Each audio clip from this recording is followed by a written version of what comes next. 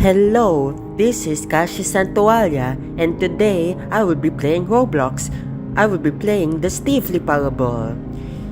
This is Steve Lee. He's a guy named Steve Lee. I'm in room 427. That's his office room. I will be leaving the room.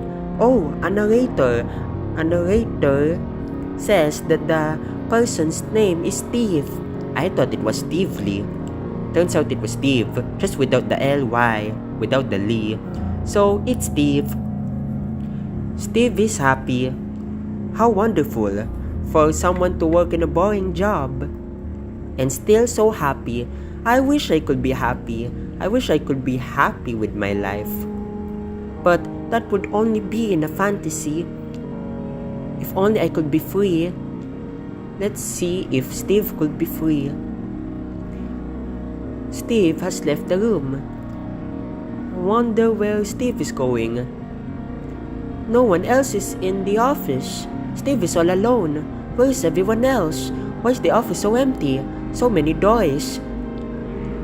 So many doors and no one else around. Steve came across two open doors. Steve goes to the left door. Walking and walking in a hall. In the meeting room, even no one is in the meeting room, not even a single person.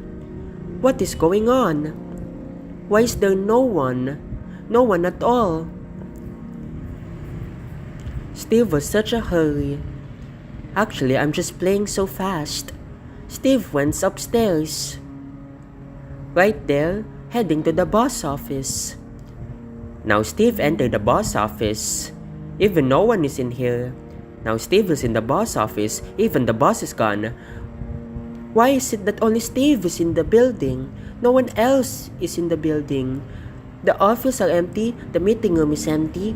And even the boss office is empty. Where is everyone? Why is it all empty? I don't understand.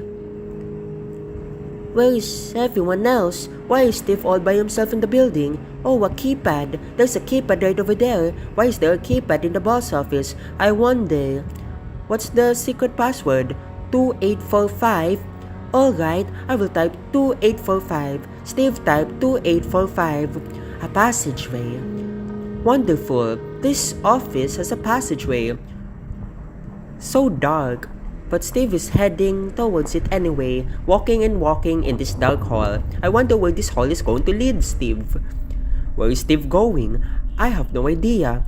Oh, this seems new. Something is inside this building. So strange. A mind control facility? Why is there a mind control facility in this building? In a office where people work. Strange. What is this place? Steve is in a place that I don't think Steve knows where he is. So many computers. Why are there so many computers? All placed on a wall. The wall is covered with computers. Computers all around Steve. What else could be here? Steve turned on the monitors. Let's see what's written on the monitors. Numbers. That's a lot of numbers. Why are there a lot of numbers? What is this? Why are the computers showing numbers of the number of the office? Steve's co-worker's room number is in those monitors, and even Steve's office number is also in those monitors. Why? Why is there a mind control facility with everyone's room numbers there? Office numbers there. Why? What is the purpose? I do not understand.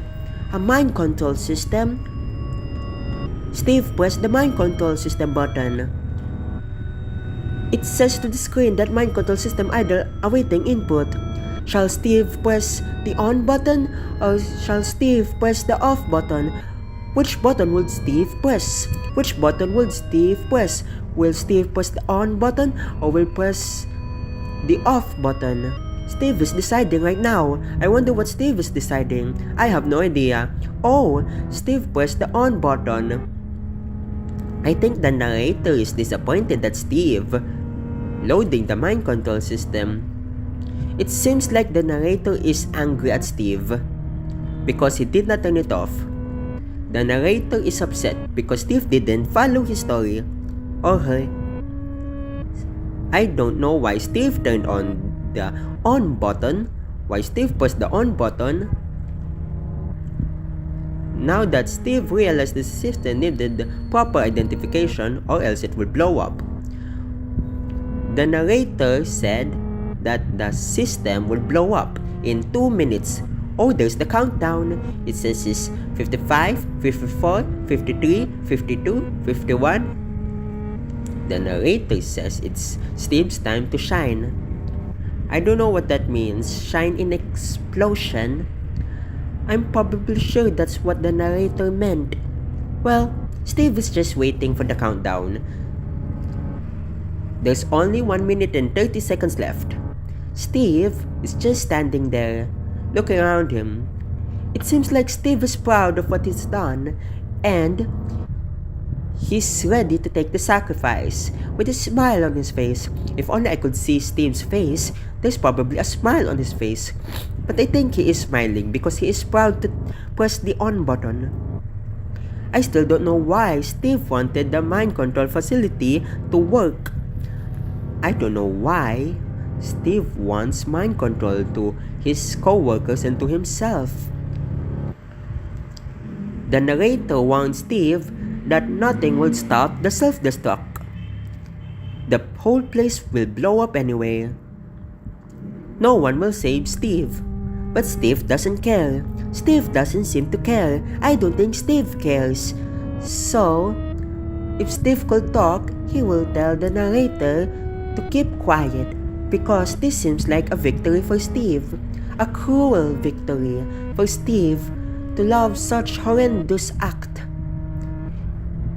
There is only 10 seconds left. 9, 8, 7, 6, 5, 4, 3, 2, 1, and 0. The self-destruct is about to begin. Time's up for Steve. Is it really happily ever after? Well, that is all. I have gotten the explosion ending. What a fun game. Steve got his happy ending. A horrendous happy ending. Well, that is all. I could do this game again for another ending. Well, until next time, this is Kasia Santo Alia and thank you.